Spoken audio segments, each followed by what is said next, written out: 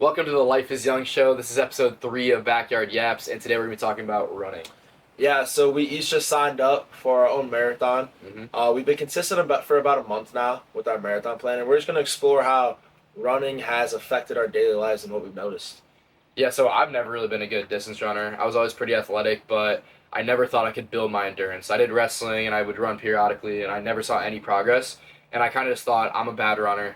I can't run long distances. I can't get faster than that, and that held me back. So ever since I decided to put my foot down, sign up for a marathon, start running consistently, I have seen amazing progress. My view on myself, my discipline, and really just the path of progress. I just look at it all differently. Yeah, so for me, I did a little bit of cross country in 6th and 7th grade. I was pretty good at it too. I always had good endurance, and then in high school I stopped. Still had good endurance, played sports, but I never really viewed running as a big part of my life. I never really took it serious until, I kind of got back from the summer. I ran a little bit in college, but I was like, this is something I want to take serious.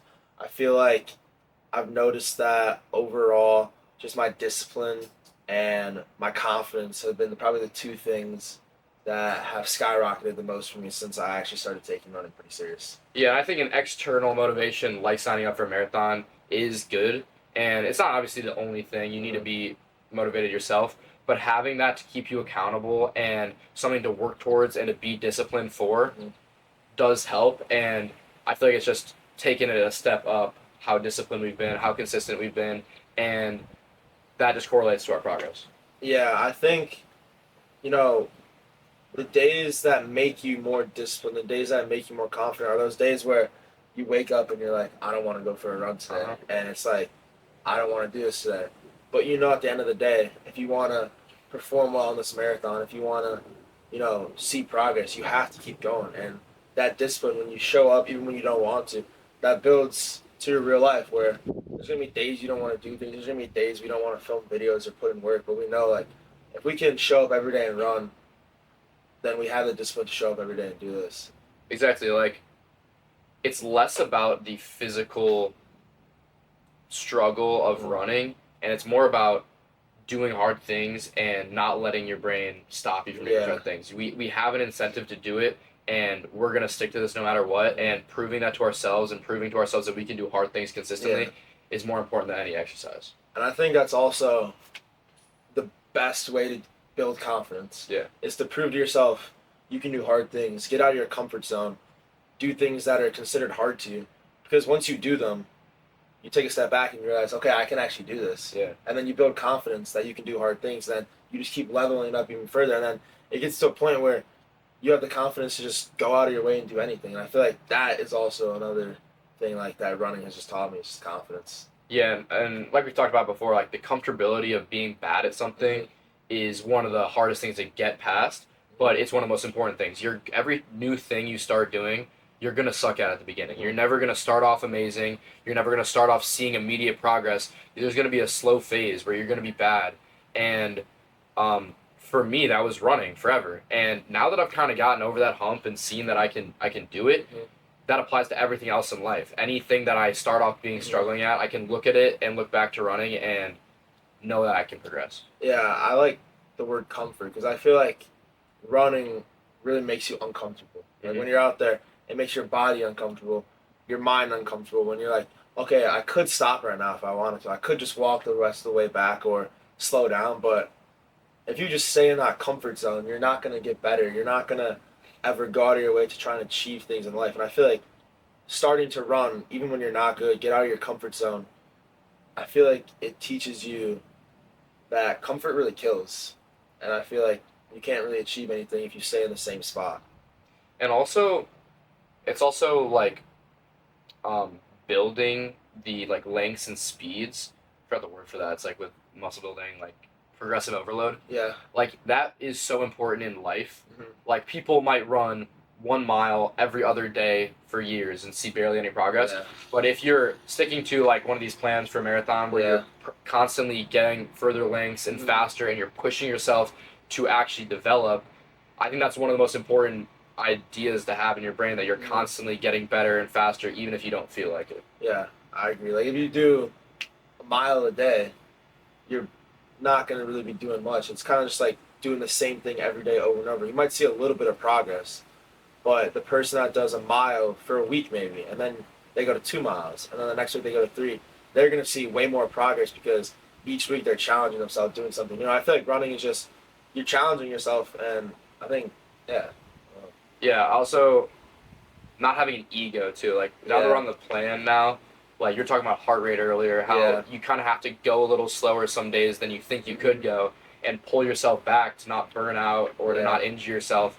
And that's in life. Like you're not always going to be able to go 100% and every day, and that's okay. And you just got to stick to the process, believe in the process, and be consistent and know the progress will come. Yeah, I think talking about ego, like, it definitely humbles you when you have to go do a slow run because you're trying to be in a heart rate zone and you're posting it on Strava and it's just a slow pace. And when you look at that, if you have a lot of pride or you have a lot of ego while you're running, you're going to look at your phone and be like, this pace doesn't look good enough. Let me run faster. And yeah, it's going to look good on the Strava when people scroll by it that day. But later in the marathon, when, you don't stick to your plan, your legs aren't recovered, you're not working enough on your heart rate. So it's like it's not going to pay off then. What's going to pay off is going slow now, humbling yourself, realizing like I don't care what these people think, see my pace. That's what's going to pay off. It's more of a long-term investment, I feel like, and when you're actually training for something. Yeah, and that's also just for starting in general. Like people are scared to be bad, they're scared to be judged. And if you're a slow person, you can only run a mile at 14-minute pace. They don't do it at all because they don't want to be mocked for being too slow or too out of shape, and then they never start and they never get into shape. And it's okay to just slowly see results, stay consistent, and be bad at something for a while. Like you will see results, and any results is better than nothing. You'll have to be bad, and you can't care what other people think about you. You gotta focus on your goals, focus on the results you want to see, and block out all the outside noise. Yeah, because what's better, running 1 mile at 14 minutes or running 0 miles? Exactly. Obviously, running 1 mile, and you kind of got to think about it. It's better to do a little bit than just do nothing at all. I feel like. Yeah, and it's definitely harder for the people that aren't naturally good runners or whatever. Like athletic. Yeah, and I think if you can push through that discomfort and become someone that is confident in their running ability, that'll prove to yourself that you can do anything. And taking that first step in any field will always send a vote back to yourself that you can do it, you can start, you believe in yourself, and that's all you gotta do. Yeah. I think one of the other main ways running has kind of affected me is having a consistent routine and starting my day off right every way. I'm a morning guy runner, so I like to get my runs in the morning when it's not too hot, and what that's caused me to do is just start waking up more early. I've been waking up around like 6, some days 5:30. Just getting up. I like being up in the morning, going for a run, and I think for me personally, I know everyone's different, but that's just the best way for me to start off my day. And I start the day feeling great. I accomplish a hard run, and then I realize like, all right, my day. Also, it's like my day can't get much worse. I started off without doing a hard run. How's my day gonna get worse? And I think that having that routine, being consistent every day, just like shaped my life into a better direction instead of being all over the place every day. I also just think it structures your sleep better and your eating better. You don't focus your entire life around running, but I feel like it cleans up your whole day. It makes you feel better about your day. You're getting more stuff done. You push yourself at least once during that day. You're eating a little better. Maybe you're tired. Go to sleep earlier.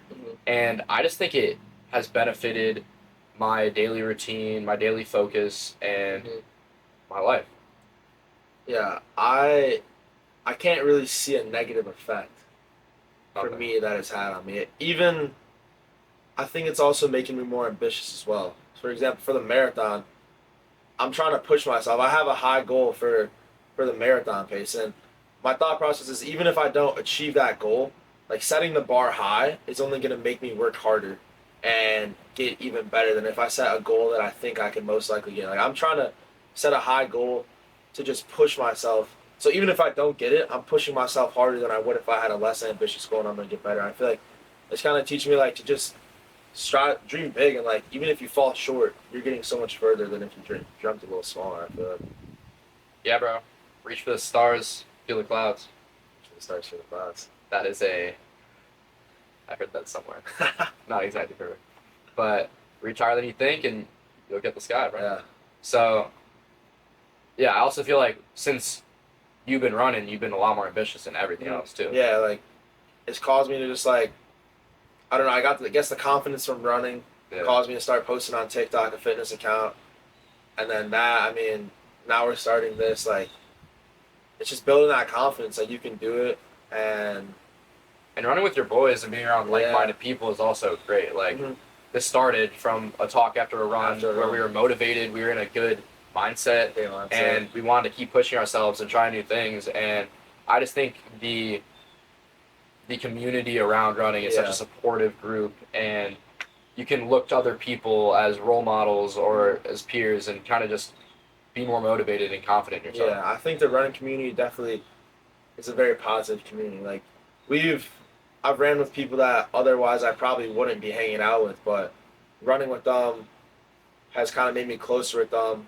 We've had great times, and I also feel like it's a very supportive community. Like since I'm running, I know how people might feel. I would never go out of my way if I see someone running very slow. I'm still going to support them. I'm still going to be positive about them, like because I understand how they're just starting off. They're not as good. I feel like people that don't understand running, that haven't really run, they would go out of their way and judge someone for running slow. But I think it just is a positive community to be a part of. And that just works for everything. Like I think every community, like running is a very good example of how a lot of communities work, and like I just feel like doing running will make every field of your life better, and it'll make you more confident. It'll make you be able to work harder, and it's just improved our lives. Yeah.